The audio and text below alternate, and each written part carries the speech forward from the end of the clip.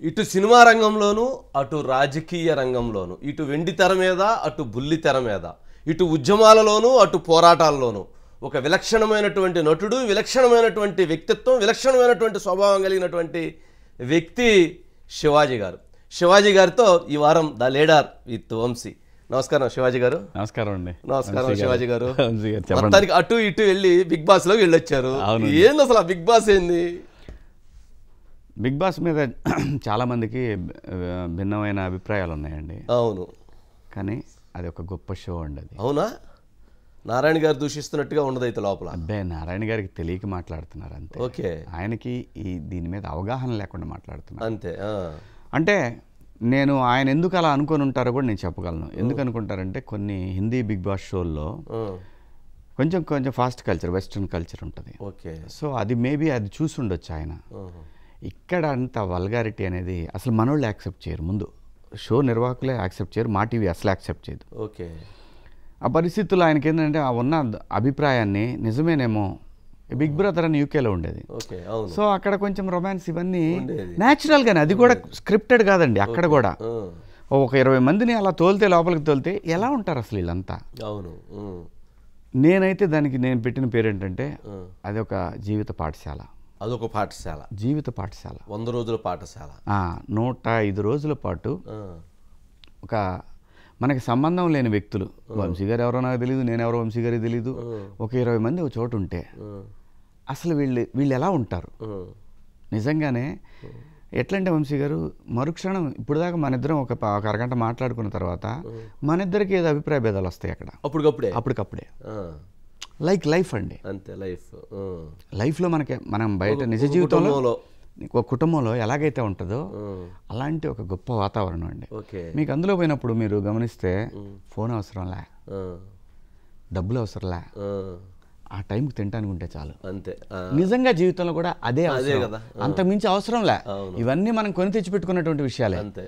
అక్కడికి పోతే సాటి మనిషితో ఎలా ఉండొచ్చు, ఎలా ఉండాలి, ఒకవేళ ప్రెషర్స్ వచ్చినప్పుడు నువ్వు ఎలా బిహేవ్ చేయాలి, అసలు నువ్వు మంచోడువా కాదా, నీ మెంటాలిటీ, నీ కలర్స్ ఏంటి వస్తాయి, మొత్తం బయటకు వస్తాయి. అది ఒక అద్భుతమైన షో అండి. సరే, తెలియక నారాయణ గారు చాలా ఇబ్బందులు పడుతున్నారు, కానీ ఆయన అంటే మీరు నారాయణ గారు లాంటి అభిప్రాయాలు చాలా మందిలో ఉన్నాయి. మీరు క్లియర్ ఉన్నాయి, కానీ అసలు అది దాంట్లో జీవిత పాఠాలు నేర్చుకోవడానికి ఉపయోగపడిద్దని 200% అండి. శివాజీ గారు వెళ్ళక ముందు ఏముండేది, శివాజీ గారు వెళ్ళి 100 రోజులు ఉండొచ్చిన తర్వాత ఏమి నేర్చుకున్నారు? అదే నేను అంటున్నాను, పేషెన్స్. వంశీ గారి మీద నాకు కోపం ఉంది, ఇక్కడ దాకా వస్తుంది, కానీ ఎందుకు చూద్దాం, ఇంకా ఎంత దూరం వెళ్తాడో మనిషి, చూద్దాం, ఇంకా చూద్దాం, వెయిట్ చేద్దాం. ఓపిక వస్తుందండి, ఆలోచన దృక్పథం మారిపోద్దండి. ఒకవేళ నువ్వు అక్కడ మారకపోయినా నిన్ను చూసి బయట జనం ఏమనుకుంటున్నారు, ఇదంతా నువ్వు బయట చూసిన తర్వాత అమ్మ నేను తప్పు చేశాను, ఖచ్చితంగా ఈ విషయాల్లో పోను నీ లైఫ్లో నీకు మార్పులు వస్తాయి. ఓకే, ఒక గొప్ప పాఠశాల సార్ నేను చెప్తున్నాను. కానీ శివాజీ గారు లోపలికి వెళ్ళక ముందు అసలు శివాజీ మనస్తత్వానికి అసలు ఎన్ని రోజులు ఉంటాడు ఈ బిగ్ బాస్లో? ఏడో ముక్కుసూటిగా మాట్లాడతాడు, లేనిపోయింది ఎవరిని ఏదంటే ఒకటి బీకి వస్తాడేమో అని అనుకున్నారు అందరూ. అలాంటి శివాజీ లోపల లాస్ట్ వరకు ప్రైజ్ శివాజీ ఇదే అని ఫిక్స్ అయిపోయారు. అలాంటిది లాస్ట్ మినిట్లో ఎందుకు డ్రాప్ అయ్యారు? ఎక్కడ డ్రాప్ అవటం అనేది నేను అనుకోను కానండి, మేబీ స్ట్రాటజీ ఉంటుంది. ఒక ఛానల్ నడిపేటప్పుడు ఒక స్ట్రాటజీ ఉంటుంది. సో ఇదేంటంటే ఈ షోలో ఎప్పుడు కూడా నిజంగా కూడా నాలాంటి ఒక కంటెస్టెంట్ రాలా. ఓకే, నాతో పాటు నలుగురు రావాలి, ఆడగలిగేవాడు, లేదు వీడు వీక్గా ఉన్నాడని చెప్పి ఎగబడుతున్నారు, నేను నిలబడాలి. నిజంగా నేను ఎలా ఉంటాను బయట, ఆ గేమ్ని కరెక్ట్గా అర్థం చేసుకొని నేను ఆడానండి. ఆడటం వల్లనే నేను నిలబడగలిగాను. నాకు అక్కడ పోయిన తర్వాత ఫస్ట్ వారం తర్వాత నామినేషన్ సెకండ్ వీక్ తర్వాత ఒక కంటెస్టెంట్ తోటి ఏదో ఒక స్లిప్ అయి మాట్లాడింది. ఇంకా నేను అగ్రెసివ్ అవటం మొదలుపెట్టిన తర్వాత నాకు అప్పుడు వచ్చిన ఆలోచన ఏంటో తెలుసా, నేను ఎస్టాబ్లిష్డ్ ఆర్టిస్ట్ని, తను ఆ కంటెస్టెంట్ కూడా ఎస్టాబ్లిష్డే, కానీ తను నా మీద ఎగబడితే తను హైలైట్ అవుతుంది. నేను ఎందుకు ఇవ్వాలి అంత సీను? నువ్వు ఎంతనా మాట్లాడుకో, అంత స్పేస్ ఇవ్వకూడదు అనుకున్నా. నేను మాట్లాడను, నేను మాట్లాడను, ఇది నా క్యారెక్టర్, నీకు నాకు తేడా ఉండదు, నువ్వు ఎన్నన్నా అనుకో. అక్కడ మొదలైందండి నాలో పేషెన్సీ గురించి ఆలోచించడం. చిత్తప్రజ్ఞత అంటారు. ఎస్, నేను పేషెన్సీగానే ఉన్నా సార్. 10 సంవత్సరాలు మీ అందరూ తెలుసు, ఎక్కడా కూడా పాలిటిక్స్ గురించి మాట్లాడినా నా లైన్ దాటి మాట్లాడలేదు. నేను బూతులు మాట్లాడలే ఏనాడు ఎవరితోటి కూడా. ఆర్గ్యుమెంట్ అనేది పాయింట్ మీద ఆర్గ్యుమెంట్ ఉంది, పర్సనల్గా నేను ఎప్పుడు పర్సనల్గా వెళ్ళాలా. సో నా క్యారెక్టర్ ఎప్పుడు కూడా నేను మార్చుకోవాలి అక్కడ పోయినా కానీ. ఒక ఆలోచన మొదలైంది, ఎందుకు ఇంత ఛాన్స్ ఇవ్వాలి ఈ పర్సన్కి నేను. ఓకే నీ ఇష్టం, నువ్వేమన్నారు, నిన్ను మాత్రం నేను హైలైట్ చేయను, నేనంటే నువ్వు హైలైట్ అవుతావు. అదే పెద్ద పెయిన్ అవతల వాళ్ళకి. అదండి అది అంటే ఆలోచన విధానం మారిపోద్ది మనిషికి. నేను అందరు అనుకున్నాడు, నా ఫ్యామిలీ కూడా అనుకుంది, ఇదెక్కడ ఉంటాడు అన్ని రోజులు అందరూ అనుకున్నారు. చాలా మంది కూడా కొన్ని గ్రూపుల్లో కూడా, ఎందుకంటే ఈయన పోయేది ఈ బయట ఉంటే ఏదో దానికి మాట్లాడుతూ ఉంటాడు, ఆడిపోయి ఎందుకు అందరి మీద ఎగబట్టడానికి పోతున్నాడు అని నాకు మెసేజ్లు పెట్టారు. ఇలా ఉంది. ఎవరి దాకా ఎందుకు శివాజీ గారు, నేనే అనుకున్నాను మీరు వెళ్తున్నారని తెలిసినప్పుడు. శివాజీ గారు స్ట్రైట్ మాట్లాడతారు, అక్కడ ఎవరన్నా తప్పంటే తాను తప్పని చెబుతారు, ఇది కాదు ఇట్లా కాదు కుదరదు అంటాడు. ఇది ఎక్కడ ఎన్ని రోజులు ఉంటారు అనుకున్నాం. అలాంటిది 50 డేస్కి వచ్చేటప్పటికి అరే చాలా బాగా వెళ్తూ ఉన్నారు, మంచి మెసేజ్ వెళ్తుంది, ఏంటి ఈయనలో కొత్త కోణం ఇంకోటి ఉందని అనిపించింది మాకే. అంటే చెప్తా సార్ నేను ఇక్కడ ఎందుకంటే అట్లా ఎందుకు అనుకున్నారంటే, ఇప్పుడు వంశీ గారి గురించి నాకు పూర్తిగా తెలియాలంటే నేను ఆయనతో ట్రావెల్ అయితే తెలుస్తుంది. మామూలుగా ఎవరన్నా వంశీ గారు ఇట్లా న్యూస్ చదువుతా కింద కామెంట్లు, నువ్వు పలానరా, నువ్వు అదిరా, ఈ మాటలు ఎవడో చెప్పుంటారు, ఎవడో మాట్లాడతాడు, వాడికి కూడా తెలియదు అసలు వంశీ గారు ఎవరో తెలియదు, విమర్శ ఉంటుంది. సో ఇలాగనే నా కెరియర్లో నా గురించి తెలియకపోయినా మాట్లాడుకోవటం, నేను ఎలా ఉంటానో తెలియకపోయినా మాట్లాడుకోవటం, నా చుట్టూ 10 మంది బతకాలని నేను ఎప్పుడు కోరుకున్నాను. అవును, నేను ఎప్పుడు నా మొదటి నుంచి కన్సర్న్ ఫస్ట్ నుంచి ఉంది. స్టేట్ మీద కన్సర్న్ ఉంది, ప్రజల మీద కన్సర్న్ ఉంది. నా చుట్టుపక్కల ఉన్న మిత్రులు కానీ నాతో పనిచేసిన వాళ్ళందరినీ కానీ ఈరోజు నాకు ఇండస్ట్రీ అంత ఇచ్చిందంటే నేను దానికి ఏమాత్రం తక్కువ నా పక్కన వాళ్ళు కూడా నాతో పాటు తీసుకెళ్ళానండి. నిర్మాతలుగా నిలబెట్టానా, దర్శకులుగా నిలబెట్టానా, నాకు చేతనైనంత. లేదు నాతో పనిచేసిన ఎంప్లాయీస్ అయినా సరే, నా అసిస్టెంట్లు అయినా, నా మేకప్ మ్యాన్ అయినా, నాతో పనిచేసే కాస్ట్యూమర్లు అయినా, వాళ్ళు నాతో కూర్చొనే తింటారు. నేను ఎక్కడ పోయినా నేను అది ఒకవేళ నెక్స్ట్ అది పెద్ద ప్లేస్ అనుకోండి, అక్కడ పోయినా వాడు అక్కడ ఉండాల్సిందే, మనతో పాటు ఉండాల్సిందే. అవతలోడు అక్కడ ఇబ్బంది పడతాడేమో అనుకుంటే వాడే తగ్గుతాడు, నేను చెప్పను, వాడే వెళ్ళి దూరంగా కూర్చుంటాడు, అడ్జస్ట్ అవుతారు. సో నేను అది నా నేచరు, అదే క్యారెక్టర్. నా క్యారెక్టర్ నేను చూపించేసరికి జనానికి ఓ శివాజీ అప్పుడు అదే, ఈ శివన్న అయినాక కూడా అదే, శివన్న అయినా అదే, శివాజీ అయినా అదే, ఎవడైనా అదే. నిజంగా చెప్తున్నా, ఈ శివన్న అనే దానికి నేను ఇంతకుముందు కూడా ఒకసారి చెప్పానండి. యాక్చువల్గా మా తాత పేరు సుబ్బయ్య చౌదరి అండి. మా తాత పేరు సుబ్బయ్య చౌదరి, మా నాయనమ్మ పేరు సుబ్బమ్మ. నేను పుట్టిందేమో గుడివాడ, మమ్మల్ది గుడివాడ దగ్గర ఊరు, పెంజండ్ర అనే ఊరు వాళ్ళది. నేను అమెరికన్ హాస్పిటల్లో పుట్టగానే నాకు పేరు పెట్టడానికి అని చెప్పి మా తాత మా అమ్మ నాయనమ్మ కూడా ఇద్దరు సుబ్బయ్య సుబ్బమ్మ అండి. వాళ్ళు వచ్చి చెప్పి శివయ్య అని పెట్టమన్నారు. కృష్ణా జిల్లా కదా, కొంచెం క్లాసు వాళ్ళు. మా అమ్మ వాళ్ళ బాబాయ్ వచ్చి అదేంటే శివయ్య అని పాత పేర్లు, అప్పుడే 70s లో నేను చెప్పేది, పాత పేరు అంటే కొంచెం కృష్ణా జిల్లా ఎప్పుడు ఫార్వర్డ్ ఉండేది జిల్లా ఎప్పుడు కూడా. శివాజీ అని పెడదామే, నీ పేరు ఝాన్సీ లక్ష్మి, వాడి పేరు శివాజీ అని విన్నానంట. అంతే. ఇంకా మరి ఎట్లయినా అమ్మ పెళ్ళాం వైపే నడుస్తుంది కదా ఎక్కువ ఇళ్లలో కూడా. సో మా నాన్న కూడా అడ్జస్ట్ అయ్యాడు, మా తాత వాళ్ళు కూడా అడ్జస్ట్ అయ్యారు. భగవంతుడు తిప్పి తీసుకొచ్చి ఏం చేశాడు, శివన్న అన్నాడు. అంతే sir, life is like that. జీవిత పాఠం నేర్పేది. నిజంగా చెప్తున్నా, బిగ్ బాస్ని ఎవరు తప్పుగా అపార్థం చేసుకోవద్దు. బిగ్ బాస్ షో అనేది స్క్రిప్టెడ్ కాదు. బిగ్ బాస్లో మనం వెళ్ళాము, ఒకవేళ ఆ పిలుపు వచ్చిందంటే మాత్రం యు ఆర్ లక్కీ. వెళ్ళాల్సిందే అంటారు. ఎవరినైనా సరే, సూపర్ స్టార్లైనా సరే, నేను చెప్పేది ఒకటే, వెళ్ళండి. వెళితే మీలో మీరు మార్పును చూసుకోవచ్చు, మీలో మీ తప్పులు సరి చేసుకోవచ్చు, మీలో మీరు నీ దృక్పథం కంప్లీట్గా మారిపోద్దండి సమాజం పట్ల. నేను పెద్దగా మారిపోయానని నేనేమనుకోవట్లేదు. నాకు వచ్చిన దాంట్లో నేను నేర్చుకున్న అత్యంత విలువైనది పేషెన్సీ. ఇంకా వెయిట్ చేద్దాం, ఇంకా వెయిట్ చేద్దాం, ఇంకా వెయిట్ చేద్దాం, ఇది నేర్చుకున్నాను సార్ నేను. ఓకే. అయినా సహజ సిద్ధంగా వచ్చే ఆ కోపతాపాలన్నీ కూడా మన సర్కమ్స్టాన్సెస్ని బట్టి అక్కడ గొంతు మీద కాలేసి తొక్కలేం కాబట్టి, ఇదే మా ఇంట్లో అయితే గొంతు మీద కాలేసి తొక్కుతాననే మాట మాత్రం అన్నా. నా ఇంట్లో ఆడపిల్లలైతే ఆ అగ్రెషన్ అక్కడికి ఆపా. అక్కడ నిజంగా తొక్కకుండా అక్కడికి ఆపారు. అంటే అది నేను నేర్చుకున్నా, ఇది తప్పు కదా. మన భాష మీకు తెలుసు, మన ప్రాంతంలో ఎలా మాట్లాడుకుంటారు. మన అంటారు నీకు తగ్గినయా గొంతు మీద కాలేసి తొక్కుతాను, సహజంగా మాట్లాడుకుంటాం. తొక్కాడండి మా నాన్న 3 సార్లు తెప్పా, తొక్కాడా ఇంటర్లో తెప్పా, 10th లో తెప్పా, తొక్కాడా కదా. సహజ సిద్ధంగా మాట్లాడుకుని అయినా అటువంటి వేదికల మీద కరెక్ట్ కాదు కాబట్టి ఏంటంటే దాన్ని మనం కంట్రోల్ చేసుకోవాలి, ఇంకా కంట్రోల్ చేసుకోవాలి. ఇవన్నీ నేర్పుద్దండి. డబ్బు అవసరం లేదండి, అక్కడ ఫోన్ అవసరం లేదండి, ఏమీ అవసరం లేదు. ఆ టైంకి ఆకలైనప్పుడు ఫుడ్ ఉంటే చాలు సార్.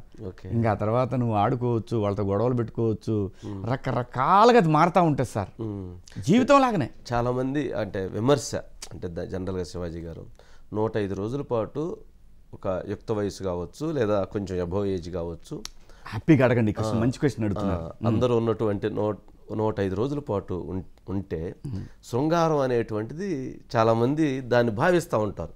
అంటే లోపల అటువంటి పరిస్థితులు ఉంటాయా, అటువంటి చర్చలు ఉంటాయా, అటువంటి అంశాలు ఉంటాయా, ఏంటి? డెఫినెట్గా దీనికి నేను కొంచెం ఎలాబొరేట్గానే చెప్పాలండి, నిజంగా చెప్తున్నాను. అంటే చాలామంది ప్రజల్లో ఉంది, ఈ 105 రోజుల పాటు అమ్మాయిలు అబ్బాయిలు కలిసి ఉంటే బెడ్లు వేసుకొని రూములు బాత్రూములు ఇవన్నీ కలిసి ఉంటే ఏదేదో జరుగుతుందని రకరకాల మెసేజ్లు వస్తుంటాయి. అంటే అది ఏది ఫ్యాక్ట్, ఏది నిజం, ఏది తెలవదు జనానికి. కరెక్ట్. దానికి అసలు మీరు చూశారు కాబట్టి మీరు ఓపెన్గా చెబుతారు కాబట్టి. ఎందుకంటే నేను చెప్పేది కూడా జనానికి నిజంగా రిసీవ్ చేసుకుంటారు కాబట్టి చెప్తున్నాను. మన చుట్టూ 360 డిగ్రీల్లో 360 డిగ్రీల్లో ఎక్సెప్ట్ బాత్రూమ్ లోపల తప్ప, నువ్వు బాత్రూంలోకి వెళ్ళేటప్పుడు కూడా ప్రొఫైల్లో కెమెరాస్ ఉంటాయి. నువ్వు డోర్ తీసుకొని వెళ్ళావా, డోర్ తీసుకొని వెళ్ళే వరకు కనపడుతుంది. ఈ లోపలికి వెళ్ళాడు, బాత్రూమ్కి వెళ్ళాడు, అడుగు పెట్టాడు, అంతే కనపడుతుంది. నువ్వు ఏ కార్నర్లో ఉన్న కెమెరా ఉంటుంది, నీకు అసలు ఆలోచన రాదు. ఎటు నుంచి ఎటు బాత్రూమ్ అడుగు పెట్టి డోర్ వేస్తే తప్పితే డోర్ కూడా వేసర్లా, జస్ట్ బాత్రూంలో కాలు పెట్టాడంటే తెలుస్తుంది. ఓకే. ఎక్కడికి పోయినా కెమెరాలు ఉంటాయి 360 డిగ్రీల్లో. ఇంకా మీరు అన్నట్లు ఆ ఏజ్కి ఆ దీనికి ఇటువంటి శారీరక సుఖాల గురించి ఆలోచనలు రావా అంటే రావండి. అలా ఉంటుంది ప్రెషర్ అలా ఉండద్దా, మైండ్ ఎప్పుడు పనిచేస్తుండాలా, అలర్ట్గా ఉండాలా. దీని గురించి ఏముంటుంది, బిగ్ బాస్ ఏమంటాడు, రేపొద్దున వీకెండ్లో నాకు సార్ వచ్చి ఏం మాట్లాడతాడు, ఏం తప్పులు చేసాం, ఇప్పుడు గేమ్ ఉంది, గేమ్కి వెళ్ళాలి, ఈ గేమ్లో గెలవకపోతే మళ్ళీ వీకెండ్లో తిడతారు. మళ్ళీ వీళ్ళల్లోనే గ్రూపులు అవుతాయి, ఈ గ్రూపులు ఏం మాట్లాడుకుంటున్నారు, గబుక్కని ఎవడన్నా విన్నాడా, లేదు బాగా వంశీ బాగా ఆడాడు, వంశీ గారు బాగా ఆడారు అని అంటే పక్కనున్నాడు అంటే వంశీ గారు ఒక్కడే బాగా ఆడతాడా, మేము హట్ అవ్వట్లేదా, ఇది నామినేషన్ పాయింట్. మళ్ళీ మేము మేము మేము డౌన్ అయిపోతున్నాం ఇలా మాట్లాడుతాం. అమ్మని ఏమో బాగా ఆడాడు అంటాం తప్ప. ఇలాంటి ఆలోచనలతోటి శృంగారం అనేది రాదండి, అసలు ఆలోచనే రాదండి, ఏమీ లేదు అక్కడ. అక్కడ అక్కడ ఎక్కువగా అనిపించేది ఏంటంటే బిగ్ బాస్ ఆకలి అవుతుంది, ఏమైనా బజ్జీలు ఉంటే పంపి బిగ్ బాస్ ఏంటి, ఇలాంటివి తప్పితే ఏమైనా ఏమంటారు లగ్జరీ బడ్జెట్లో ఈసారి కొంచెం మటన్ పంపి బిగ్ బాస్, ఇలాంటివి తప్పితే అసలు మీకు ఆలోచన రావడానికి ఆస్కారమే ఉండదండి. ఇంకోటి అదే నేను అన్నాను కదా, స్థితప్రజ్ఞత నువ్వు నేర్చుకోవటానికి ఇటువంటి పరిస్థితులు వస్తే, మీకు ఉదాహరణకి నేను ఒక క్యారెక్టర్ అంటే మనము సమాజానికి రామాయణం అనేది ఒక గొప్ప కావ్యం. అందులో రాముడి వ్యక్తిత్వం అనేది, రాముడి జీవితం అనేది మనందరికీ ఒక మార్గం. అటువంటి రాముడు దూరంగా ఉన్నాడు, దుర్మార్గపు ఆలోచనలు చాలామంది మాట్లాడారు. రాముడు ఎలా ఉంటాడు, అలా ఎలా ఉంటాడు, వయసు వచ్చింది కదా, అంత యుక్త వయసులో ఉన్నాడు కదా, రాముడు ఎలాగా నీతిమంతుడిలాగా ఉండగలరు. అదే రాముడు, అదే స్థితప్రజ్ఞత. తన శారీరక సుఖం అనేది తన మైండ్ సీత మీద తప్ప ఇంకా దేని మీద ఆలోచన ఉండదు ఈ మనిషికి. అలా ఉంచడంలోనే అందుకే రాముడు ఆయన. రాముడి జీవిత మార్గమే మనిషికి మనిషికి ఒక జీవన విధానం అనేది Yes. అక్కడి నుంచి వచ్చింది. అది రాముడి గురించి ఎందుకు మాట్లాడుతున్నానంటే జీవితంలో శృంగారం అనేది పక్కనున్నప్పుడు ఒక అవసరమే తప్పితే శారీరక అవసరమే, కానీ అదే సర్వస్వం కాదు, అదే 100 ఏళ్ళు కాదు, అదే వయసు వచ్చిన దగ్గర నుంచి ఒక 20-30 ఏళ్ళు కాదు. అవసరమైనప్పుడు ఆ స్థిత ప్రజ్ఞత రావటం కోసం ఆ ఓర్పు, ఆ ఓర్చుకోవటం, వాటన్నిటినీ శారీరక సుఖాలన్నింటినీ అణుచుకోవటం, ఇవన్నీ నేర్పుతుందండి ఆ స్కూలు. ఒక అద్భుతమైన స్కూల్ సార్.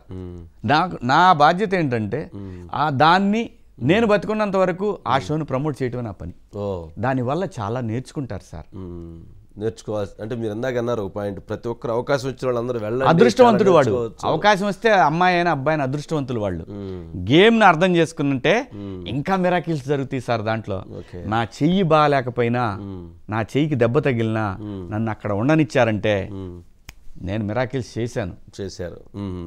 అంటే నేను అలా ఒక పేషెంట్గా ఉండటమే ఓ మిరాకిల్ అందరి దృష్టిలో.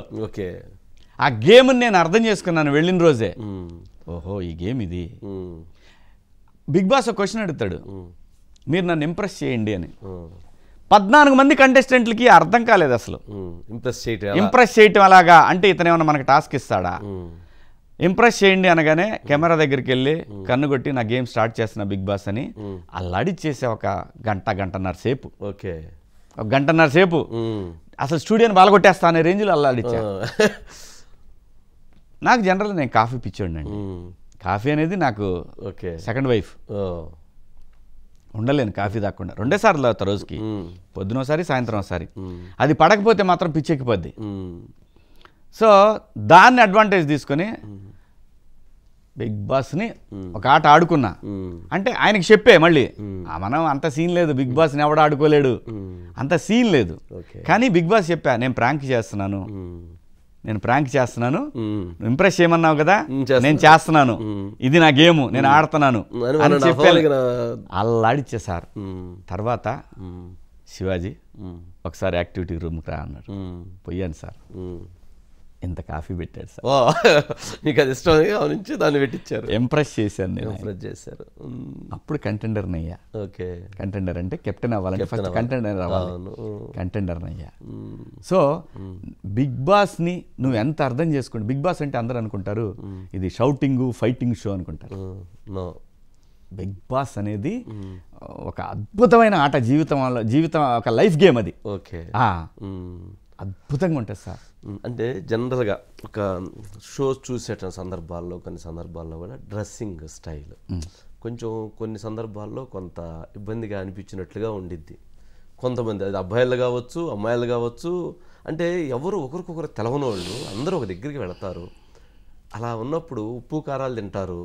అలా ఉన్నప్పుడు అలాంటి సందర్భాల్లో ఏం మెసేజ్ అంటే మీకు అసలు నేను అదే చెప్తా ప్లీజ్. ఓకే, మీరు అన్నారు కదా సపోజ్ కొంచెం డ్రెస్సు ఇవాళ మనకు రోడ్ల మీద కూడా వేసుకుంటున్నారు, అదేం పెద్ద మ్యాటర్ ఏం కాదండి. సరే అట్లా వెళ్ళిపోతుంటారు వాళ్ళు వెళ్ళిపోతుంటారు. కొంచెం డ్రెస్సు ఓకే, మనం గ్లామరస్ డ్రెస్ వేసుకున్నారు అనుకుందాం. నేను అలా చూడాలంటే ఈ కెమెరా నన్ను చూస్తుంది ఊరిని ఇక్కడ ఆడసొత్తే ఇది డెఫినెట్గా ఎవరికైనా ఉంటుంది. అట్లా అవి రావు సార్, రాదు sir. Okay see Bigg Boss ఏమనుకుంటున్నాడు, బిగ్ బాస్ గా జనం ఇది కట్ చేసి వేస్తాడు కదా, ఈడు దొంగనాయాలు, ఈడు ఆట ఆడకుండా ఈడు ఇలాంటివి చూస్తున్నాడా అని అనుకుంటారు కదా జనం. ఈడు గొరచూపులు చూస్తున్నాడు అని అనుకుంటారు కదా. నేనంటే ఒకసారి ఇట్లా అనుకున్నాను సార్, అది కూడా వేశారు. అమ్మ ఇక్కడే మొత్తం అందరు తిప్పి దీన్నే చూపిస్తారు. ఇదేంటి ఎట్ట పడితే గోకు జలబుట్టింది గోకున్నారా బాబు చెప్తున్నా. ఇలా ప్రతివాడి మైండ్ అలా పనిచేస్తుంది. ఓకే, పైగా వీళ్ళలో చాలా మంది ఆర్టిస్టులే ఉంటారు కాబట్టి అవన్నీ అలవాటు అయిపోయి అన్ని గ్లామరస్ డ్రెస్సులు చూసి వాళ్ళని చూసేది అనేది రాదు సార్, జనరల్ గా రాదు. ఇవన్నీ ఏంటంటే చూసే వాళ్ళకి జనరల్ గా చాలా మంది ఏంటంటే, చాలా మంది కాదు, ఒక 10% ఆఫ్ పీపుల్ ఏంటంటే పర్టికులర్ గా ఉంటారు. వీళ్ళు ఏం చేస్తున్నారు, వీళ్ళు ఎలా ఉంటున్నారు, వీళ్ళు ఏం డ్రెస్ చేస్తున్నారు, ఇందులో ఏమైనా స్క్రిప్ట్ ఉందా, ఇందులో ఏమైనా బూత్ ఉందా, ఎట్లా వచ్చింది. మా గురుగారు నారాయణ గారి లాగా కొంతమంది. నేను అనేది ఆయన పాప నాగార్జున గారిని తెచ్చారు. నాగార్జున గారు లేకపోతే ఆ షోనే లేదు. మళ్ళీ చెప్తున్నా, నాగార్జున గారు లేకపోతే ఒక షోనే లేదు అసలు. సార్ లేకపోతే నేను అదే మీరు బయటికి రావటం కాదు, లోపల మొత్తం గొడవ చేస్తాడు, పగల నొక్కమంటావంట, సమస్య లేదు. లోపల అయితే అది లేదు. అసలు నాగార్జున గారు ఆ షో దాన్ని హోస్ట్ చేసే విధానం అద్భుతం, అద్భుతంగా ఉంటుందండి. కాబట్టి ఆ షో నిలబడింది. ఓకే, శివాజీ గారికి అంటే 60-70 days అసలు అయిపోయింది, ఇంకా ఆయనే విన్నర్ అని అనుకున్న భావన బాగా వచ్చేసింది. బయట ఎక్కడ పెట్టినా ఇదే ఉంది. కానీ లాస్ట్కి వచ్చేటప్పటికి ప్రశాంత్ పిక్ అయ్యాడు. ఇందుట్లో ఏమన్నా గేమ్ జరిగిందా? అంటే మీకు ఒక అంత హైప్ రావటాన్ని లేదా కొంత చేంజ్ చేయాలి, ఒక సామాన్య మానవుడికి ఇవ్వాలి, ఒక రైతు బిడ్డకి ఇవ్వాలి, ఇట్లాంటి ఏమైనా ఎక్సర్సైజ్ ఏమైనా జరిగి చేంజ్ అయినాయా? అంటే నాకు తెలియంది మాట్లాడకూడదు, కానీ మేబీ కొన్ని ఉండొచ్చు, స్ట్రాటజీస్ ఉండొచ్చు. ఛానల్కి కూడా నెక్స్ట్ సీజను ఇవన్నీ దృష్టిలో ఉండి బెంచ్ మార్క్ బిగ్ బాస్ 7 సీజన్ని ఒక బెంచ్ మార్క్ క్రియేట్ చేసాం, అనుమానం లేదు. ఒక రేంజ్ సీజన్ అంటే ఇది, ఈ సీజన్ అంటే వాళ్ళు ఇది లెక్కేస్తారు. ఈ పలానోళ్ళు ఉంటారు ఈ షోలో ఉండబట్టి ఈ షో ఇట్లయింది అట్లయిందని అన్ని లెక్కలేస్తుంటారు. సో వాళ్ళు బ్యాలెన్స్ చేయాల్సిన బాధ్యత వాళ్ళ మీద ఉంటుంది. లేకపోతే మేబీ ఇంకోటి కూడా అనుకోవచ్చు, వీళ్ళు ముందే ఇప్పుడు ఏదైతే జనంలో ఉందో ఈ స్క్రిప్టెడ్ అది ఇదని, మేబీ ఆ శివాజీ ముందే మాట్లాడుకొని పోయాడేమో అంటారని ఏమో తెలియదు కదండి. కానీ ఆ షో జెన్యూన్ షో సార్. నేను కోరుకునేది ఏంటంటే బిగ్ బాస్ షోలో ఓటింగ్ ఏదైతే ఉంటుందో, మీరు స్క్రీన్ మీద మీరు వేస్తుంటారు కదా, ఎలక్షన్స్ జరిగినప్పుడు పలానా పార్టీకి ఇన్ని వచ్చినాయి, అలా లైవ్ వేస్తే బాగుంటుందని నా అభిప్రాయం. ఇంకా షో ట్రాన్స్పరెంట్ గా తయారైంది, ఇంకా ఉత్సాహం వచ్చింది. అలాగే లైన్స్ కూడా, నంబర్ ఆఫ్ లైన్స్. నాకు అందరు చేసిన కంప్లైంట్ ఏంటంటే అసలు నీ లైన్స్ మొత్తం కూడా ఆఫ్ చేసి పెట్టారు అని చెప్పారు. ఏమో గాడ్ నోస్, తెలియదు, నేను మాట్లాడుకోను.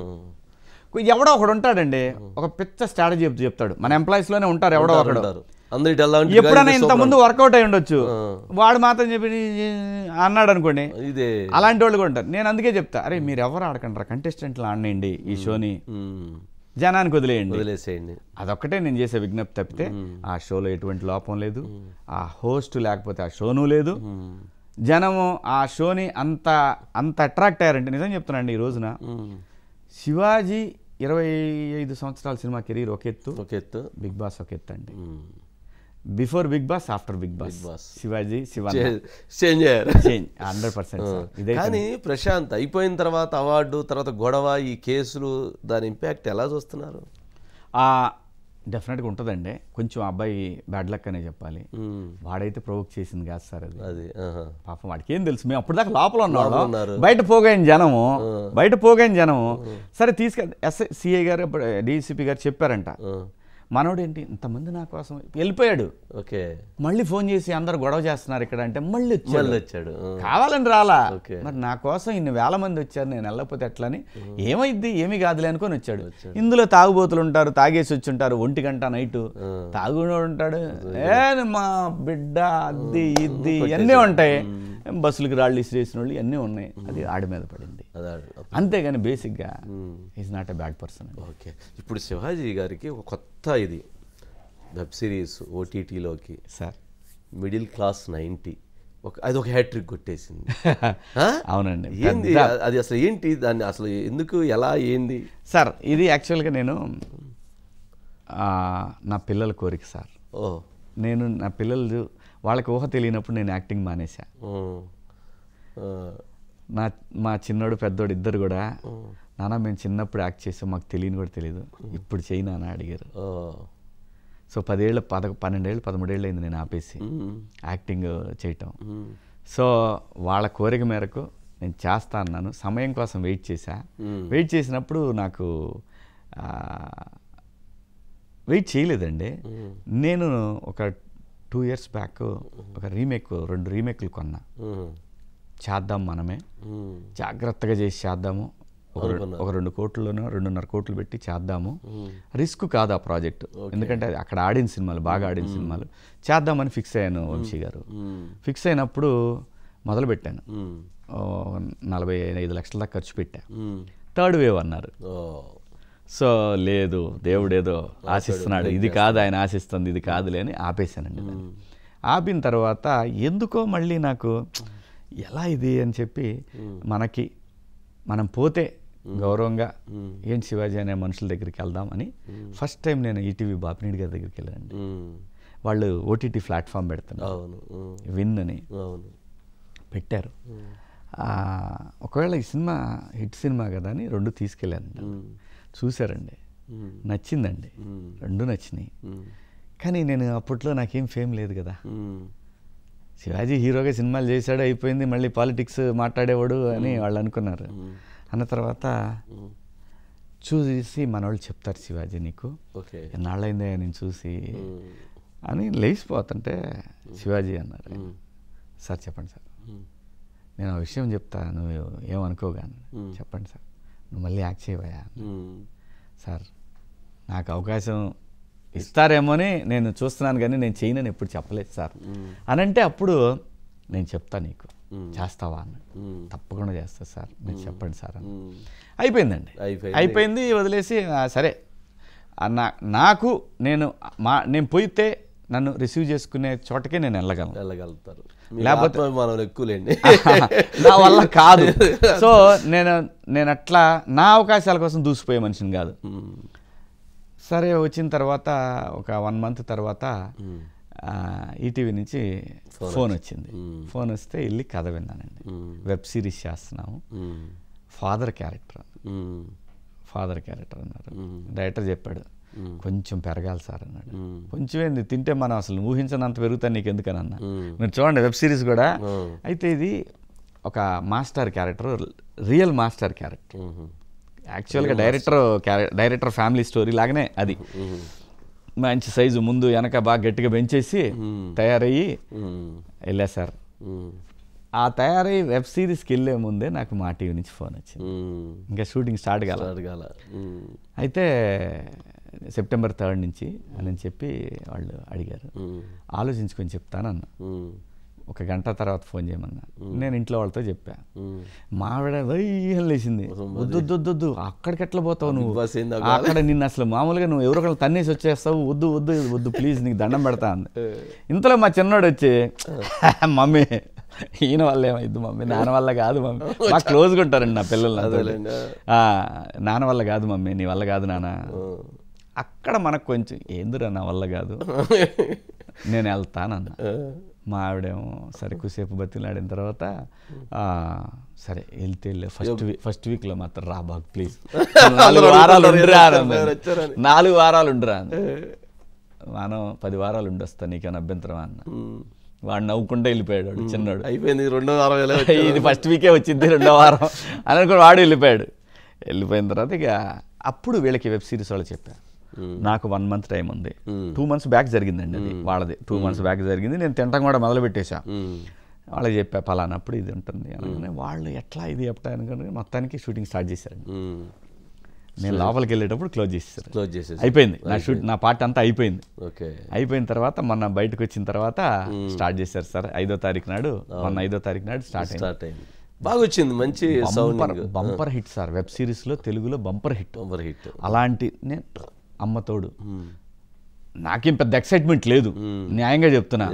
కానీ వాళ్ళు పంపే ఫీడ్బ్యాక్లు చూస్తుంటే ఏంది ఇది, దీనికి ఎంత ఉందా, ఇంతనైందా, మన స్వార్థమైంది ఇందులో, నేను మళ్ళీ యాక్ట్ చేస్తున్నాను తెలిస్తే చాలు జనానికి, మనకి సినిమాలు వస్తాయి అనే నమ్మకం. ఏదో పిల్లోళ్ళు మరి పొరుగు పోకుండా అది చాలా పెద్ద హిట్ అండి. ఇండస్ట్రీలో కూడా సోకాళ్ళు విజయేంద్ర ప్రసాద్ గారు లాంటి వాళ్ళు వీళ్ళందరూ మాట్లాడేసరికి అది సార్ ఒక్క రోజులో 75,000 సబ్స్క్రిప్షన్లు అండి. ఒక్క రోజులో ఈటీవీ విన్కి డౌన్లోడ్ సబ్స్క్రిప్షన్స్ కూడా 75,000. 90 మిలియన్ మినిట్స్ అండి watching time. 90 million minutes one day watching time అండి. నిజంగా అండి. ఐఎండిబి వాడు తెలుగులో ఇంతవరకు ఏ వెబ్ సిరీస్కి ఇవ్వనటువంటి రేటింగ్ అండి. అవుట్ ఆఫ్ 10 9.4 అండి రేటింగ్. 9.4 గ్రేట్. అసలు స్టూడెంట్స్ అండి 90s కుర్రాళ్ళు మొత్తం ఎవరైతే 85 బాండ్ ఉన్నారో వాళ్ళు 85 బాండ్ మొత్తానికి కనెక్ట్ అయిపోయింది సార్. రీచ్ వచ్చేసింది. ఎందుకంటే వాళ్ళ 10th క్లాస్ హ్యాపీ 90. అంటే మొత్తానికి ఇంట్లో అయితే మీ వాడి దగ్గర, చిన్నవాడి దగ్గర, పెద్దోడి దగ్గర, పెద్దోడు కొంచెం సైలెంట్గా ఉంటారని చిన్నవాళ్ళే కాస్త గిల్లేది ప్రూవ్ చేసుకున్నారు. అసలు నేను ఇటు దాంట్లోనూ ప్రూవ్ చేసుకున్నారు, ఇటు దీంట్లోనూ ప్రూవ్ చేసుకొని ప్రూవ్ అయిపోయిందండి. దాంట్లో చిన్నోడి పాత్ర పెద్దోడి పాత్ర చాలా ఉంది. నేను హౌస్కి వెళ్ళిన తర్వాత వాళ్ళు పనిచేశారండి ప్రమోషన్ కోసం. అస్సలు మీ బోట్ వాళ్ళందరినీ కూడా టచ్ చేశారు కదా, వాళ్ళు అందరినీ టచ్ చేశారు. సార్ నాన్నకు ఓటేయండి, నాన్నకు ఓటేయండి ఇట్లా అని చెప్పి they are happy. Voting campaign different గా జరిగింది, బాగా జరిగింది. మీకు నచ్చితేనే చేయండి, మీకు నిజం అనిపిస్తేనే చేయండి అంతే అనేది ఒక మెసేజ్. అంటే నేను చిన్నప్పటి నుంచి కూడా వాళ్ళకి పెట్టానండి. నేను చెప్పిన 3 మాటలు: షార్ట్ కట్ వద్దు, ఆల్కహాల్ వద్దు, ఈజీ మనీ వద్దు. ఈ 3 నమ్ముకోండి, జీవితంలో బాగుపడతారు. నేను ఇచ్చేది ఇదే, చిన్నప్పటి నుంచి ఇదే నేర్పేశారు. ఇంత మించి మీరు ఏదైనా తప్పు చేశారంటే ఆ రోజుతో మర్చిపోండి ఇంకా నన్ను. అంతే. రైట్. ఇక రాజకీయాల్లోకి అడుగు పెడదాం. బిగ్ బాస్లో ఉన్నప్పుడు చంద్రబాబు నాయుడు గారు అరెస్ట్ జరిగింది సార్, తెలిసిందా తెలవలేదా? తెలియదండి. తెలిస్తే ఏమో ఎలా ఉండేదో, ఆ ఎమోషన్ ఎలా ఉండేదో తెలియదండి.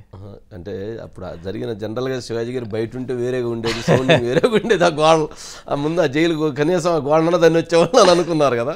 అంటే అట్లా ఉన్నప్పుడు లోపల అంటే అది తెలిసినట్లయితే బయటకు వచ్చేవాళ్ళ, లోపల ఉండాల్సి వచ్చేదా? ఆయన మీద అభిమానంతో వచ్చేవాళ్ళేమో, వచ్చేసేవాళ్ళే ఏమో తెలియదు అప్పుడు. అంటే హౌస్కి వెళ్ళిన తర్వాత ఆలోచన ధోరణి మొత్తం మారిపోయింది సార్. ఆలోచించి వెయిట్ చేయి, ఆలోచించు, చేసేది కరెక్టా కాదా, 1కి 100 సార్లు. కానీ మీరు అన్నట్టు డెఫినెట్గా ఆయన మీద గౌరవంతో గ్యారంటీగా ఎప్పుడైనా ఆయన్ని అభిమానిస్తా సార్, అందులో ఏం అనుమానం లేదు. ఏంటి ఆయన అంత అభిమానించడానికి కారణం ఏంటి సార్? అంటే మనం హైదరాబాద్ని చూస్తున్నాం కదా. నేనేంటండి, కేటీఆర్ గారు, చాలామంది సోకాల్డ్ పీపుల్, సోకాల్డ్ సిఈఓలు, సోకాల్డ్ ప్రైమ్ మినిస్టర్లు, Britain prime minister, so called billionaires, వీళ్ళందరే మాట్లాడుకున్నారు. మనం ఎంత ఆఫ్టర్ ఆల్, మనం కళ్ళ ముందు చూస్తా కూడా మాట్లాడకపోతే, మనం మాట్లాడపోతే, మనం చెప్పుకోపోతే అటువంటి మనిషి గురించి తప్పు అవుతుంది అంతే. మరి అటువంటి మనిషిని జైల్లో పెట్టడం ఎలా అంటారు? ఉండగలిగారా, ఉంచగలిగారా? ఉంచలేరు కదా. నిజం ఎప్పుడు ఎక్కువ రోజులు లోపల ఉండలేదండి, బయటకు వస్తుంది అంతే. ఆయన అర్థం చేసుకుంటే చాలా బాగుంటుంది. ఆయన అర్థం చేసుకోవాలా.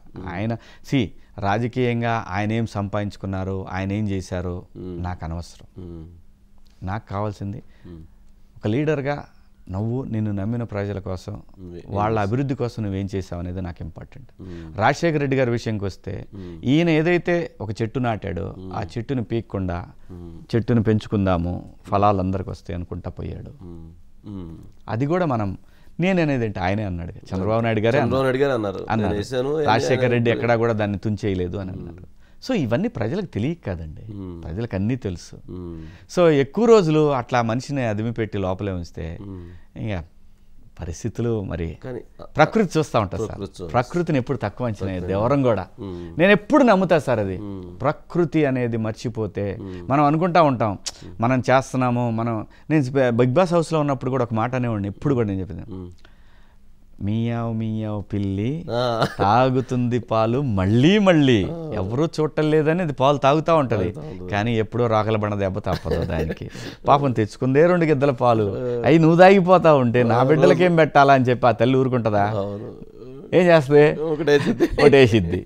అది పరిస్థితి. ప్రజలు కూడా దీన్ని ఎక్కువసేపు యాక్సెప్ట్ చేయరండి.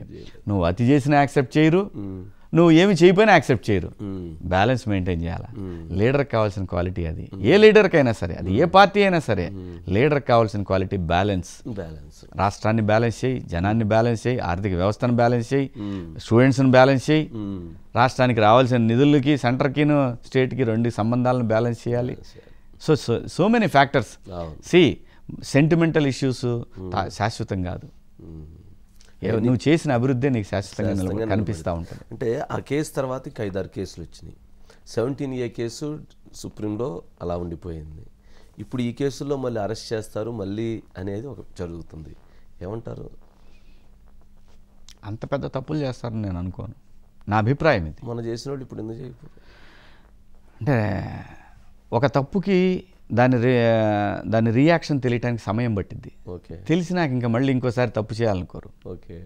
నేను ఇదివరకు కూడా అనేవాడిని ఈవీఎం ట్యాంపరింగ్ జరిగింది, పద్దాకలు చేస్తే దొరికేస్తారు కదా, తెలివైనోడు మళ్ళీ మళ్ళీ చేయడు, అవసరమైనప్పుడు ఒకసారి చూసి ఊరుకుంటారు. సార్ చేశారు అని జనానికి అనిపిస్తుంది అన్నప్పుడు ఇంకా దాని జోలి పోరు తెలివైనోడు. ఓకే. సో నేను అదే ఎక్స్పెక్ట్ చేశాను. మీరు దాన్నే ఇది చేస్తున్నారు. ఓకే.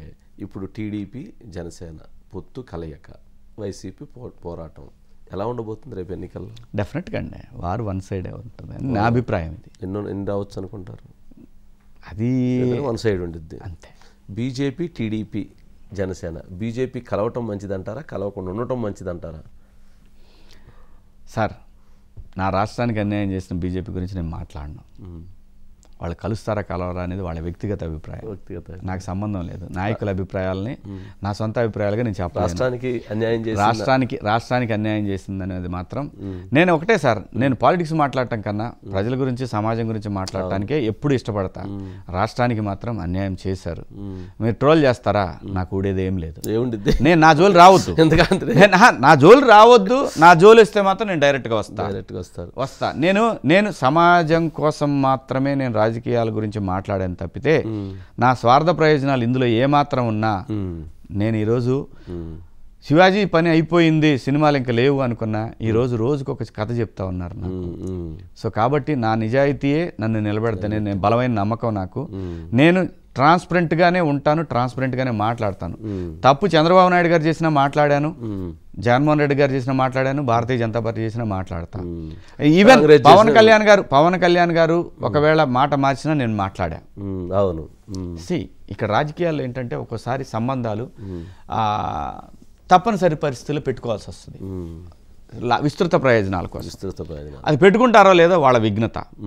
నా దృష్టిలో అయితే రాష్ట్రానికి బీజేపీ అన్యాయం చేసింది. అంటే శివాజీ గారు అంటే మీకు అన్నీ తెలుసు, గ్రౌండ్ తెలుసు, లోపల తెలుసు, ఇన్ హౌస్ తెలుసు, అవుట్ సైడ్ తెలుసు. కాబట్టి ఇప్పుడు బీజేపీ అన్యాయం చేసింది. టీడీపీ జనసేన కలిస్తే ఆల్రెడీ ఎడ్జ్ బాగుందనేది నడుస్తుంది.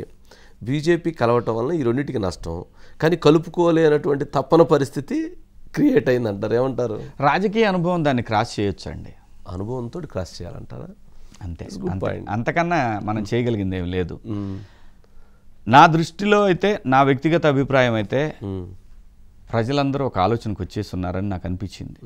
సో దాన్ని ఈ ట్రాలర్స్ కోసం మనం అదే ఇదే అని చెప్పడానికి కూడా అవసరం లేదు. ప్రజలకి మన ముందు చాలా ఎగ్జాంపుల్స్ కనపడుతున్నాయి రీసెంట్ డేస్లో. ప్రజలకి ఆలోచన విధానం, మనం ఆలోచించే విధానం ఒకటి కాదు. వాళ్ళు ఎలక్షన్స్కి డబ్బులు అవసరం, డబ్బులు లేకపోతే గెలవలేము అనుకునే మాట కూడా అబద్ధం అని మన కళ్ళ ముందే ప్రూవ్ అయింది.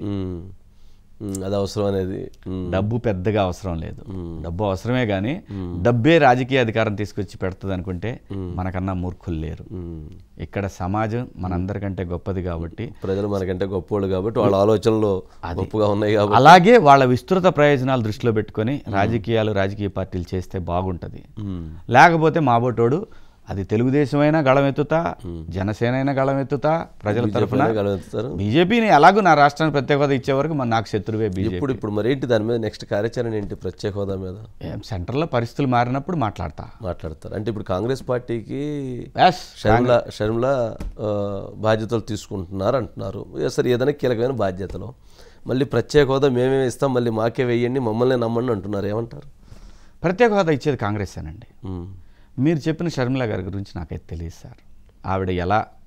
ఆవిడ వ్యూహం ఏంటో, ఆవిడ పద్ధతి ఏంటో ఏమై ఉండొచ్చు అంటారు శివాజీ గారు? మీకు అనిపించిన వ్యూహం ఎక్కడైనా కాదన్నారు, ఇక్కడ పార్టీని తీసుకు విలీనం చేశారు, అక్కడ బాధ్యతలు అంటున్నారు. ఏంటి? నా అభిప్రాయంలో ప్రజలు పిచ్చోళ్ళు కాదు, మనం ఎన్ని మాట్లాడుకున్నా ప్రజలు డిసైడ్ చేస్తారనేది నా అభిప్రాయం సార్. అంటే జగన్మోహన్ రెడ్డి గారు అన్న వదిలిన బాణం ఇప్పుడు కాంగ్రెస్ బాణం ఎట్లా అయింది, ఏ రకంగా అయింది సార్? ఇక్కడ ప్రజలు వదిలే బాణాలు తప్పితే మీరు నేను వదులుకునే బాణాలు ఏమి ఉండవు సార్. ఏం ఉండవు. అవన్నీ మన సోషల్ మీడియాలో క్రియేట్ చేసేటటువంటి ఒక సెల్ఫ్ పబ్లిసిటీలు ఇవన్నీ. ఇక్కడ ప్రజలే నాయకుల గుండెల్లో బాణాలు తప్పితే ఎవరికి బాణాలు కాదు. ఆవిడ మీద నాకు ఎటువంటి వ్యతిరేకత లేదు. ప్రజలు అన్నీ చూస్తున్నారు. ఏదైతే నేను ఎప్పుడు బిగ్ బాస్ హౌస్లో చేస్తున్నాను, జనం చూస్తున్నారు. అదే బలమైందిలేండి, జనం చూస్తున్నారు అని అనుకోబట్టి జనం చూస్తున్నారు అనే బాధ్యత మిమ్మల్ని చాలా జాగ్రత్తగా నడిపించేసింది. డెఫినెట్ అంతే కదా. మనం ఎంత జాగ్రత్త అయినా మన క్యారెక్టర్ అనేది బయటపడింది అవును, సార్. తెలిసిపోయింది. అదే మీరు మీరు జనం ఎంత చూస్తున్నారన్నా సరే ఎమోషన్ నువ్వు కంట్రోల్ చేయలేవు. ఆ మనిషిలో ఉన్న కుట్రను నువ్వు ఎప్పుడు కంట్రోల్ చేసుకోలేము, మనం ఎప్పటికీ కంట్రోల్ చేసుకోలేము, అది జరగదు. నేను ఎందుకంటే అరే అనుభవం లేక వాళ్ళు, అనుభవం లేని పిల్లలు రే అవి మర్చిపోతున్నారు. మీరు అక్కడ రాశాడు Bigg Boss eyes on you, ఇది మర్చిపోకుండా జాగ్రత్తగా ఉండండి, నేర్చుకోండి అని మాత్రం చెప్పేవాడిని. ఓకే, ఇక తెలంగాణ రేవంత్ రెడ్డి గారు ముఖ్యమంత్రి, కేసీఆర్ మీ టైగర్ ఏంటి, మీ టైగర్ ఊహించారా? లోపలికి వెళ్ళే ముందు ఇటువంటి పరిస్థితులు మీకు అప్పుడు ఊహించారా? నేను ఊహించానంటే పోయిన ఏప్రిల్ నుంచి సెప్టెంబర్ వరకు కొంతమంది ఎన్ఆర్ఐ మిత్రులతో కలిపి నేను ఒక టీంని ఏర్పాటు చేసి ఆంధ్రప్రదేశ్లో సర్వేలు జరిగిన మాట వాస్తవం. వాళ్ళు తెలంగాణ పరిస్థితులు వాళ్ళు వేరే వాళ్ళతోటి టైఅప్ అయి చేశారు. వాళ్ళు కూడా చేసినప్పుడు వాళ్ళు నాకు ఇచ్చిన సమాచారం ఏంటంటే హైదరాబాద్ సిటీ తప్ప బయట బాగుంది పరిస్థితి, హైదరాబాద్లో వెనక సీట్లు పట్టుకోగలిగితే అధికారంలోకి వస్తుందని చెప్పారు. ఓకే, అదే విషయం సన్నిహితుల దగ్గర నేను చెప్పాను, అయ్యా హైదరాబాద్లో కనుక ఒక 10 సీట్లు కొట్టగలిగితే అధికారం గ్యారంటీ అని చెప్పారు. అవుతాడని తెలుసు సార్. జనము గమనించరు అనుకోవటం రాజకీయ నాయకుల మూర్ఖత్వం. మనం తిమ్మిని బమ్మిని చేయటం అనుకోవడం కూడా మూర్ఖత్వమే. కానీ ప్రజలకు ఒక ఆలోచన వస్తుంది సార్, అది సునామీ కంటే ప్రమాదకరంగా ఉంటుంది సార్. అది కనిపించింది అంటారు. డెఫినెట్గా కనిపిస్తుంది సార్. నేనేవాడినండి చెప్పడానికి, అధికారంలోకి వచ్చేసారు కదా. నా అభిప్రాయంతో పనే ఉంది అసలు. అలా వచ్చేసారు కదా. నాయకుడి మీద నమ్మకం కలగాలండి. ఫస్ట్ నమ్మకం కలిగిన రోజున డబ్బులు లేకపోయినా నాయకుడు పార్టీని లాక్కెళ్తాడు. నేను అదే చాలా మందితో మిత్రులతో అంటుంటా, మీరు ఎలక్షన్స్ డబ్బులు అని మీరు అనుకుంటున్నారు, డబ్బులు కాదు, అంటే జనం ఆలోచనలు ఎలా ఉన్నాయో తెలుసుకోండి. డబ్బుల కంటే అది చాలా డేంజరస్. అది ఉంటే చాలు, డబ్బులు 10 రూపాయలు తక్కువైనా. శివాజీ గారికి రాష్ట్రం మీద, రాష్ట్ర ప్రజల మీద, రాష్ట్రంలో విభజన చట్టం హామీల మీద మీకు పోరాటం చేయాలి అని అది బాగా విపరీతమైనటువంటి ఆకాంక్ష, ప్రేమ, కోరిక ఉంది. మరి రాజకీయాల మీద మీకు పూర్తి అవగాహన ఉంది. మరి చంద్రబాబు నాయుడు గారు డబ్బులు చూస్తున్నారు కానీ శివాజీ గారిని పిలిచి సీట్ ఇవ్వలేకపోతున్నారు కదా. వాళ్ళ అభిప్రాయం నేను ఎలా చెప్తానండి వంశీ గారు. నేను అనేది చూసినప్పుడు కోణాల్లో మీకున్న, ఇప్పుడు మీరు ఉద్యమం చేశారు, ప్రత్యేక హోదా మీద చేశారు. నేను ఇందాక మీతో చెప్పాను, రాజకీయ పార్టీ అయినా టీవీ ఛానల్ అయినా కొన్ని ఎథిక్స్ మెయింటైన్ చేయాలి. అప్పుడు వాటికి విస్తృత ప్రయోజనాలు ఉంటాయి. ఇప్పుడు మీరున్నారు వంశీ గారు, మీ చుట్టూ ఒక 4-5 ఉంటారు. మీ డౌన్ఫాల్లోనూ మీరు బాగున్నప్పుడు, రేపొద్దున మీరు బాగుండాలి అని కోరుకునేటప్పుడు ఎలాగైతే వాళ్ళని మీరు ఆలోచిస్తారు, అరే నేను పడ్డప్పుడు కూడా వీళ్ళు ఉన్నారే. అది ఎథిక్స్ అనేది ఒకటి అవసరం. అది ఒక సంస్థకైనా ఒక రాజకీయ వ్యవస్థకైనా ఇది చాలా అవసరం.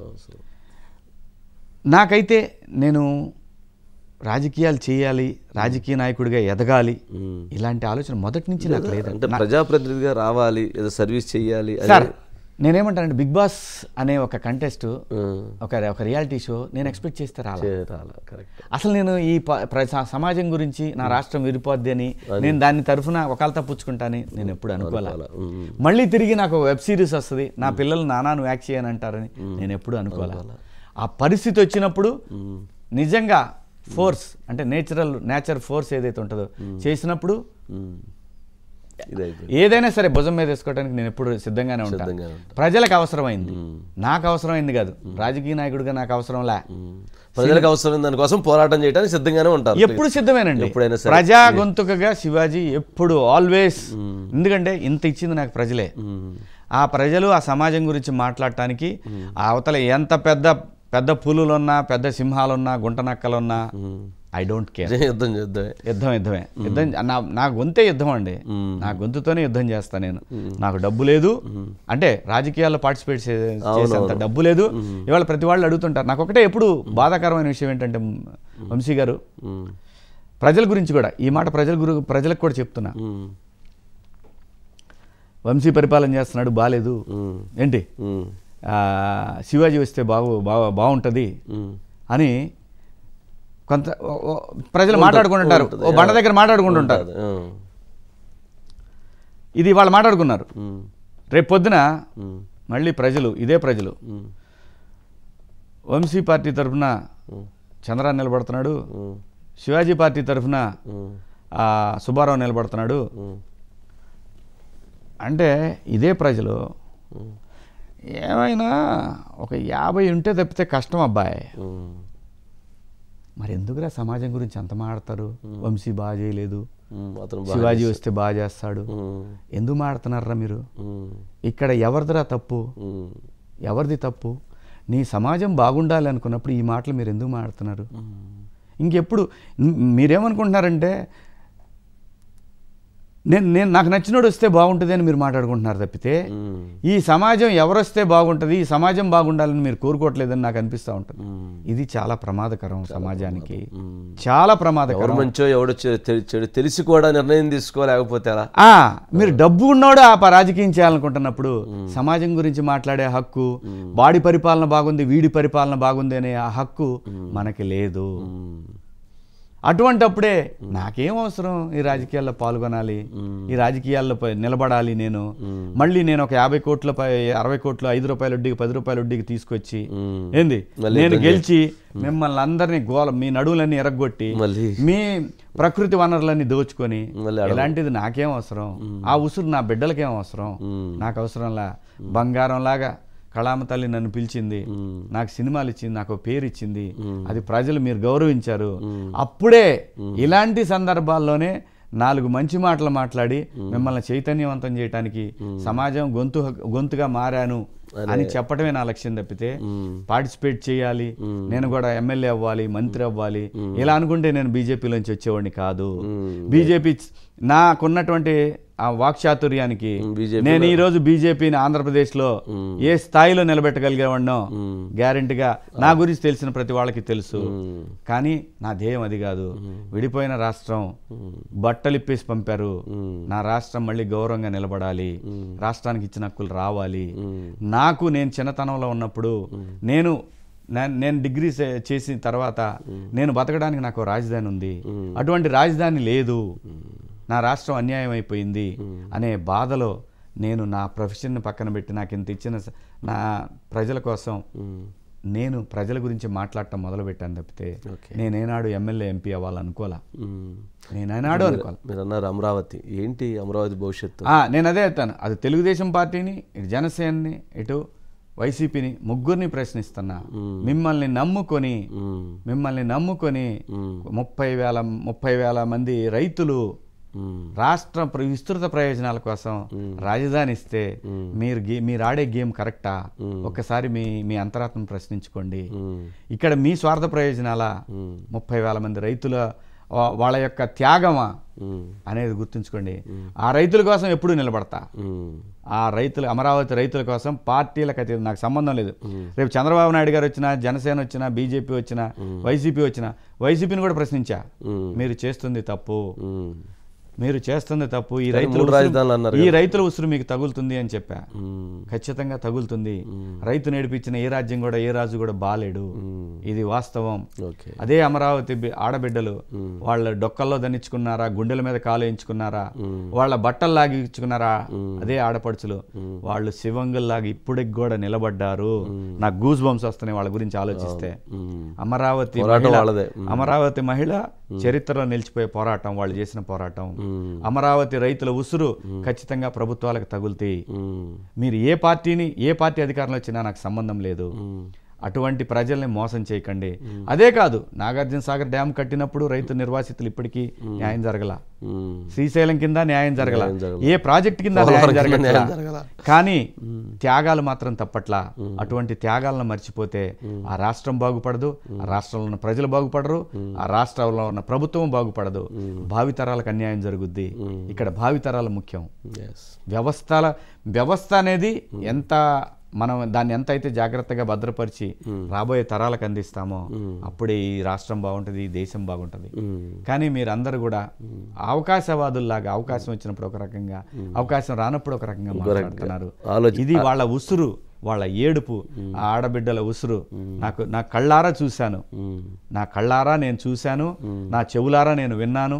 నేను ఖచ్చితంగా అమరావతి రైతుల కోసం మాత్రం ఏ క్షణంలో నా అవసరం ఉన్నా నేను అక్కడికి పోతాను, పోకపోతే నేను మనిషిని కాదు. నిలబడి పోరాడతాను ఖచ్చితంగా. ఎవరితోనైనా సరే, వాళ్ళు ఎంత పెద్దవాళ్ళైనా సరే. ఏంటి మీ ఇప్పుడు రేపు సరే ఇప్పుడు వైసీపీ చేయలేదు, 3 రాజధానులు అంటున్నారు, రేపు టీడీపీ జనసేన వస్తే ఏం చేయాలనుకుంటున్నారు? ఎటువంటి ప్రాధాన్యతతో దాని నిర్మాణం జరగాలంటారు? ఇక్కడేనండి, ఇక్కడే రాజకీయ పార్టీల ఆలోచనలు విస్తృతంగా ఉండాలి, సెంట్రిక్గా అవ్వకూడదు. ఒక మనిషి ఆలోచించి ఇలా చేయాలి అని అనుకోవటంలో కొంత పొరపాటు జరిగిందేమో అనిపించింది నాకు. అలా కాదు, విస్తృతంగా. అసలు ఇంకో విషయం ఏమైపోయిందంటే వంశీ గారు, వ్యవస్థలో ఒకప్పుడు నా చిన్నతనంలో 10 పైసలు బస్ టికెట్ పెరిగితే పోయి బస్సులు స్టూడెంట్స్తో సహా బస్సు అడ్డంగా కూర్చున్నాడు. నేను కూర్చున్నా. కాలేజీలో ఎలక్షన్స్ ఉండేవి. అంటే విద్యార్థి వయసు నుంచే అవగాహన, రాజకీయాల పట్ల అవగాహన, రాజకీయాల యొక్క ఆ ఎండ్ గోల్ ఏంటంటే ప్రజాసేవ, సమాజంలో అభివృద్ధికి జరగాల్సినటువంటి అడుగులు, అభివృద్ధి పదంలో వేయాల్సిన అడుగులు, ఇది నేర్పిస్తుంది స్కూల్ నుంచి. స్కూల్ అందుకే క్లాస్ లీడరు ఇవన్నీ ఎందుకన్నారు? ఇవన్నీ లీడర్షిప్ ఇవన్నీ ఎందుకన్నారు? కానీ వీటన్నిటిని మీరు తొక్కేశారు. దానివల్ల రాజకీయ నాయకులు రావట్లేదు, స్టూడెంట్స్ నుంచి రాజకీయ నాయకులు రావట్లేదు. ఏలు ముద్ర వేసే రియల్ ఎస్టేట్ వాళ్ళు ఏంటి, చదువు సంధ్య లేని వాళ్ళు, 10వ తరగతి 5వ తరగతి చదువుకున్న వాళ్ళు మీరు రాజకీయ పార్టీల్లో పెట్టుకుని వాళ్ళకి పెద్దపీట వేసి పార్టీల్లో కూడా మీరు నడిపిస్తున్నప్పుడు ఈ సమాజంలో మార్పు ఎలా జరుగుతుంది? మంచి వాళ్ళు ఎక్కడ వస్తారు? విలువలు ఎక్కడ వస్తాయి? ఎక్కడి నుంచి వస్తాయి? వీడు గెలిచిన రామారావు గారు ఏమండి పలానా ప్రొఫెసర్ అంటే, ఈ ప్రొఫెసర్ గారు ఏం చేశారు, వీరు ఎలా ఇంత పెద్దవాళ్ళు అయ్యారు? లేదంటే వీళ్ళు రామారావు గారు రాజకీయాల్లోకి వచ్చినప్పుడు ఒక ఆయనకి సన్నిహితులు ఇప్పుడు దాదాపు 80 సంవత్సరాల వయసు ఉన్నటువంటి వ్యక్తులు, ఆయనతో దగ్గరగా ఉన్న వ్యక్తులతో నేను మాట్లాడిన సందర్భంలో రామారావు గారు ఎవరైతే బాగా చదువుకున్న ప్రొఫెసర్ దగ్గర డబ్బులు లేకపోతే ఒక 10,000 రూపాయలు పంపించేవారు ఎలక్షన్కి. 10,000 రూపాయలు. 10,000 చాలా గొప్ప కదా రోజు.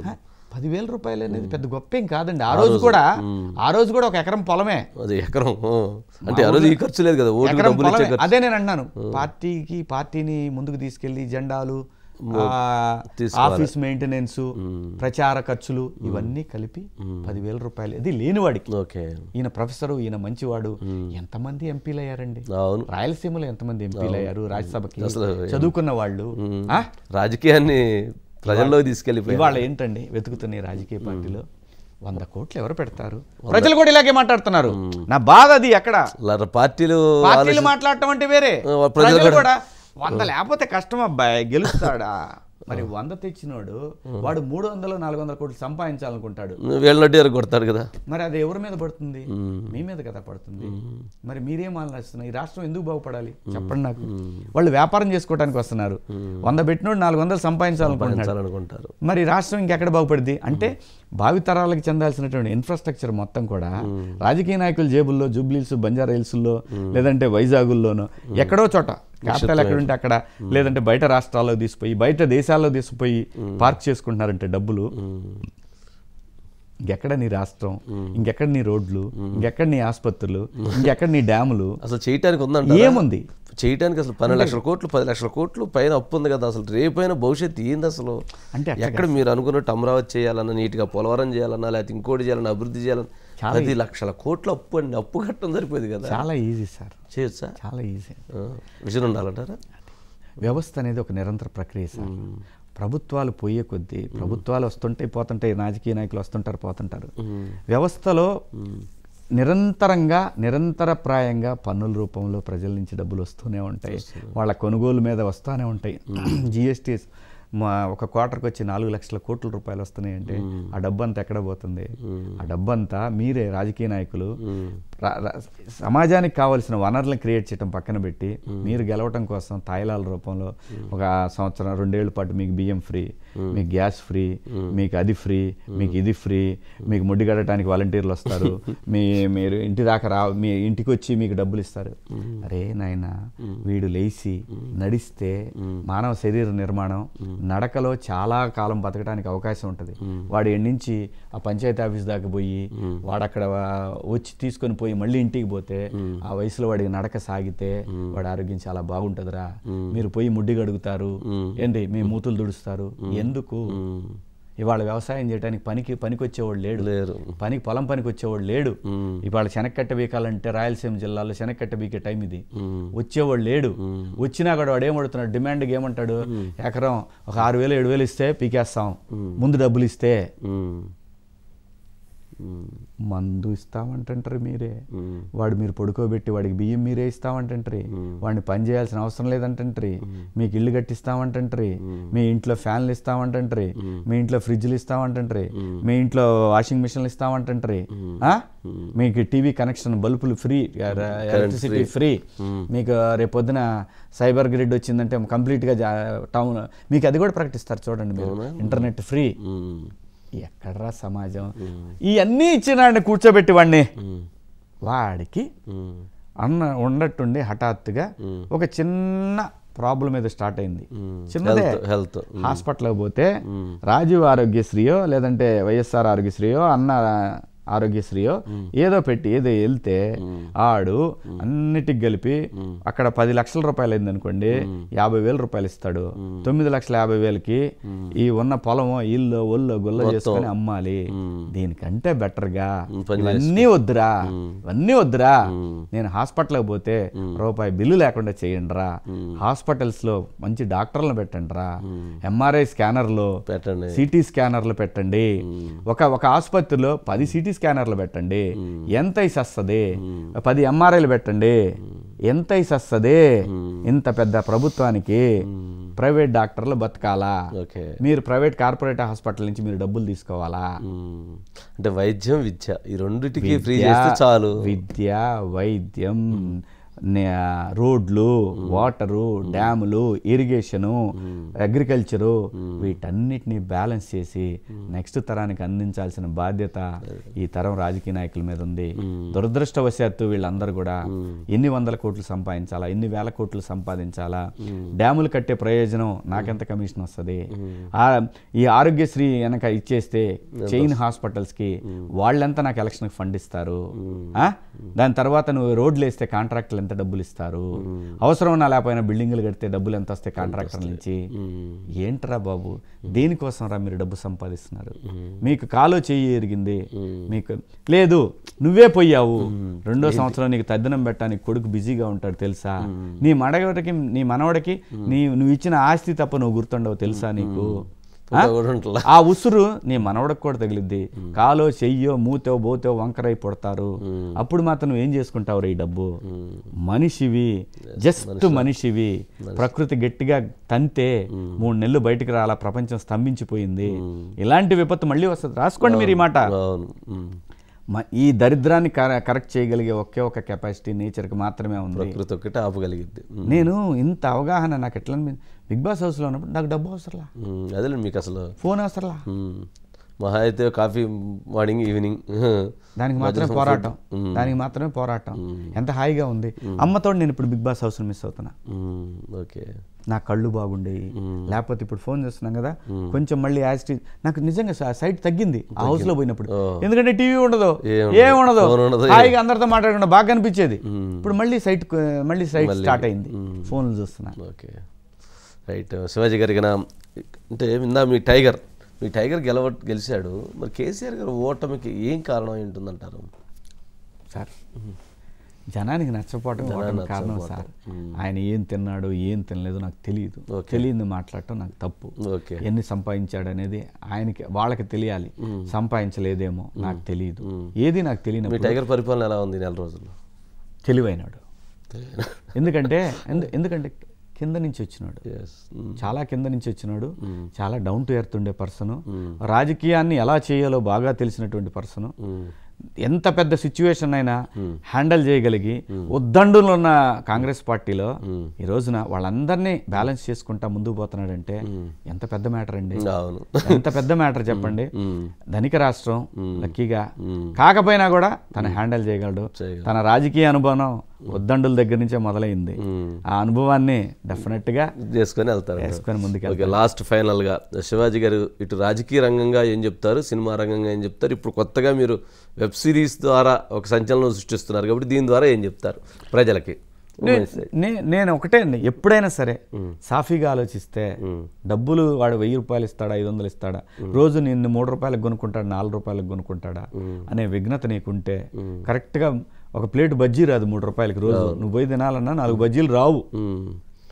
అలాంటిది అలా కాకుండా రూపాయి తీసుకోకుండా నువ్వు ఈ మాటలు చెప్పావు, నువ్వు ఇప్పుడు చేసే పని మా ఊరు నుంచి ఇసుక తీసిపోతున్నావు అని చొక్కా పట్టుకునే ధైర్యం నీకు వస్తుంది. వాడు అదే నాయకుడు మళ్ళీ అట్లాంటి పని చేయడానికి భయపడతాడు. అప్పుడు నీకు కావాల్సిన విద్య వైద్యం అన్నీ వచ్చేస్తాయి నీకు. ఇది మర్చిపోతే ఇప్పుడు నువ్వు ఏదైతే సంపాదించాలనుకుంటున్నావో నీ మనవాళ్ళ కోసం ఆ మనవాళ్ళు ఎవరు సంకనాగిపోతారు. సో కాబట్టి ఇక్కడ దీని మీద నీకు ఎటువంటి హక్కు లేదు. దీని మీద ఉన్న హక్కు రాబోయే తరాలది. వాటి గురించి ఆలోచించి మంచి నాయకుడిని ఎన్నుకోండి. సినిమా రంగం సార్ నేను చెప్తున్నా కదా, ఇందాక మీతో కూడా అన్నాను, ఒక అద్భుతం అది. ఇక్కడ ఎవరిని దోచుకోవాల్సిన అవసరంలా నీ డిమాండ్ బట్టి నీకు డబ్బులు ఇస్తారు. అది కూడా ట్యాక్స్ పెయిడ్ మనీ, ఎక్కడ బ్లాక్ మనీ ఉండదు. ఇవాళ అస్సలు లేదు.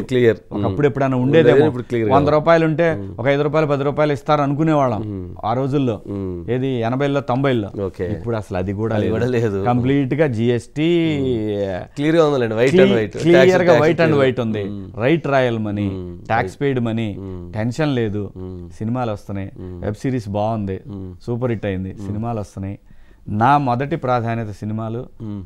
దానికన్నా అత్యధికమైన ప్రాధాన్యత నన్ను ఇంత స్థాయికి తీసుకొచ్చిన ప్రజలు. వాళ్ళ గొంతుగా మాత్రం ఎప్పుడు మోగబోదు నా ప్రాణం ఉన్నంత వరకు.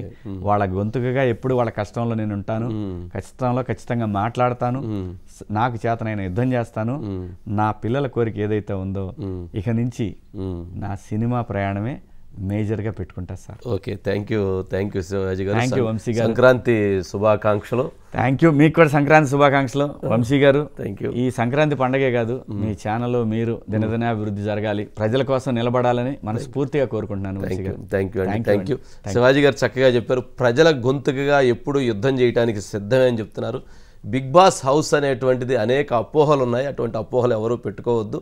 బిగ్ బాస్ హౌస్ అనేటువంటిది అక్కడ ప్రతి ఒక్కరూ కూడా నేర్చుకోవాల్సినటువంటి మార్పు చెందేటువంటి అంశాలు అనేకం ఉంటాయి.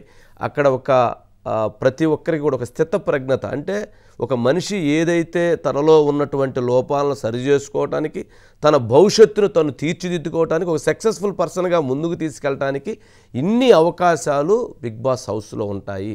దానిపైన అనవసరమైనటువంటి అపోహలకు మాత్రం వద్దు అనేటువంటి అభిప్రాయాన్ని వ్యక్తం చేస్తున్నారు. ఎవరికైనా అవకాశం వస్తే వాళ్ళందరూ కూడా వెళ్ళి మీలో చాలా మార్పుని మీ అందరూ మీరు చూసుకునేటువంటి అవకాశాలు ఉంటాయనేటువంటి అభిప్రాయాన్ని వ్యక్తం చేస్తున్నారు. ఇక రాజకీయాల గురించి వారు ఇచ్చినటువంటి మెసేజ్ కూడా అందరూ చూశారు. కాబట్టి ఇది ఈ వారం ద లీడర్ విత్